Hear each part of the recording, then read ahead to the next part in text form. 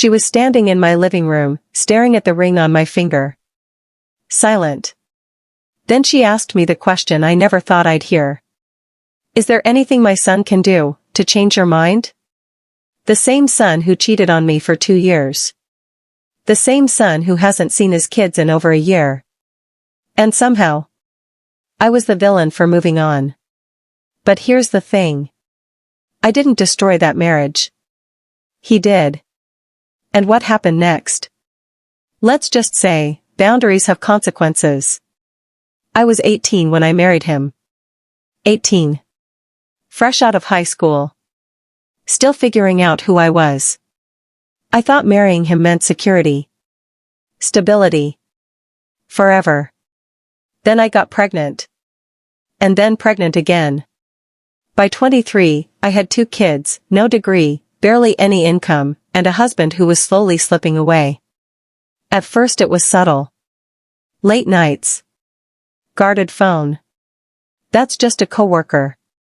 You're overthinking. I remember lying in bed next to him, staring at the ceiling while he slept peacefully. My chest would feel tight. Like someone had tied a rope around my ribs. Something wasn't right. And deep down, I already knew. When I finally found out the truth, that he'd been cheating for 2 years, it wasn't explosive. It was quiet. I felt cold. Not angry. Not hysterical. Just empty. 5 years of marriage. 2 kids. And he had been living a double life for almost half of it. That was the moment something inside me shut off. Love doesn't survive betrayal like that. Not real betrayal. But here's where things get complicated. Because while my marriage was collapsing, his mother was holding me together. My ex-mother-in-law. She watched my kids so I could go back to school. She bought groceries when my bank account was gasping for air. She never once blamed me. She showed up. And when we divorced, at his request, by the way, she didn't disappear. He asked for minimal custody. He wanted visitation. And then even that became optional to him. But she stayed constant. She was there at school events. Birthday parties. Random Tuesday dinners. She became family. And that made everything harder. Because when you cut off someone who hurt you, that's simple. But when the person connected to them has been kind, loyal, that's complicated. Every once in a while, she would bring him up. At first it was harmless updates. He's in therapy now. He's trying to do better. He misses you. I asked her gently not to. I don't need updates about him, I'd say. She'd nod. Then a few weeks later, he's really changed. And I'd just sit there. Because how do you tell a mother that her son killed something sacred? How do you explain that forgiveness doesn't mean reconciliation? She asked me more than once. Do you think you could ever get back together? And I was firm. But calm. He cheated on me. That ended it. I co-parent. That's it. I could see the sadness in her eyes every time. Like she believed if I just waited long enough, if he did enough therapy, we'd magically rewind to 18 years old again. But you can't unknow betrayal. You can't unknow the feeling of being second choice in your own marriage. When I was 28, I met her. We'll call her T. It was at a fundraiser. Nothing dramatic. No slow-motion movie moment. Just conversation that flowed easily. She made me laugh. Not polite laughter. Real laughter. The kind that makes your stomach hurt. Drinks turned into dinner. Dinner turned into dating. And for the first time in years, I felt safe. She listened. She showed up. She was gentle with my kids. The first time my youngest fell asleep on her shoulder, I had to step into the bathroom and cry. Not because I was sad.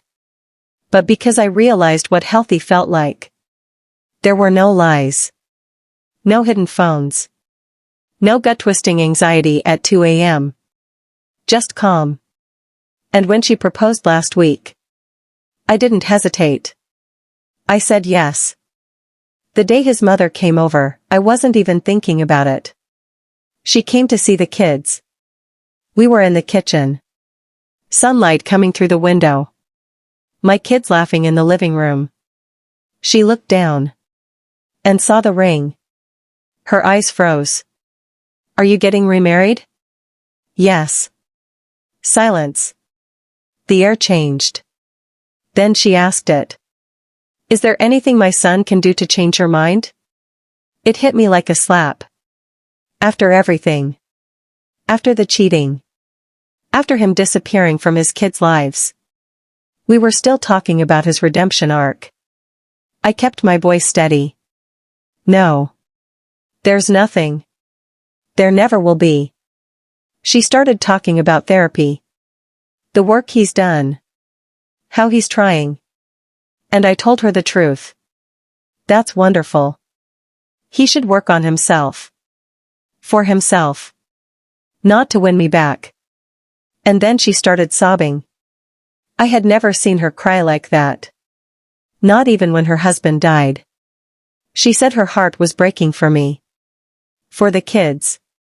That they wouldn't have their father. That's when something inside me snapped.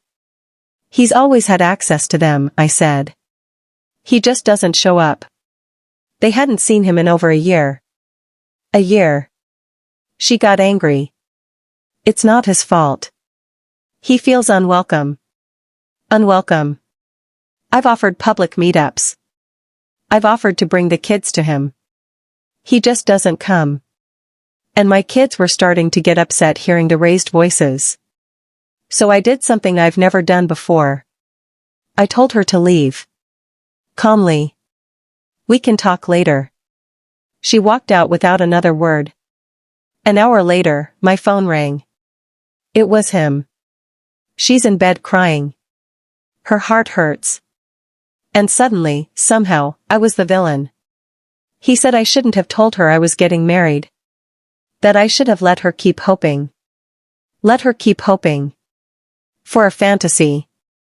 I asked him directly. Do you want to get back together? He said no. So it wasn't about him. It was about preserving his mother's illusion. About keeping her comfortable. Even if that meant hiding my future. I told him that was unrealistic. That when T moves in, because she will, what was I supposed to say? Oh, that's just my roommate? No. She's going to be my wife. And I refused to live half-hidden to protect someone else's denial. He started getting rude. I hung up. And I texted him one final boundary. Only communicate with me about the children. Here's the thing no one talks about. Sometimes the hardest boundary isn't with the person who hurt you. It's with the person who helped you survive them. His mother stood by me. She helped me rebuild my life. And that's why this hurts. But I am not responsible for managing her heartbreak. I didn't cheat. I didn't abandon my kids. I didn't disappear. I chose happiness. I chose stability.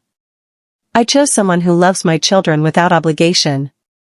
And for the first time in years, I don't feel like I'm surviving. I feel like I'm living. The real revenge here isn't cruelty. It's clarity. It's watching the narrative shift. For years, I was the young wife who got cheated on. The struggling single mom. Now? I'm the woman with a degree. A house big enough to share. A partner who proposed. Kids who feel secure. And the man who broke it all? He's still stuck explaining himself. There's something deeply satisfying about that. Not because I want him to suffer.